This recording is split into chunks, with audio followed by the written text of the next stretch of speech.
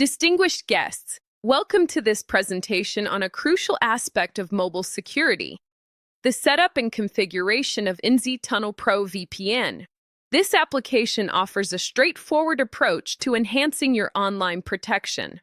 Let us proceed with the necessary steps to ensure your device is properly secured. Firstly, access the Google Play Store on your Android device. In the search bar, type NZ Tunnel ProVPN. Ensure that you install the correct application, verifying both the name and the icon. Once the installation is complete, open the NZ Tunnel ProVPN application. Before proceeding, ensure that your device has an active internet connection, whether through Wi-Fi or mobile data. Select autoserver. This allows the application to automatically choose the most suitable server based on your current location and network conditions, thus simplifying the process for optimal performance. Choose UDP as the connection method.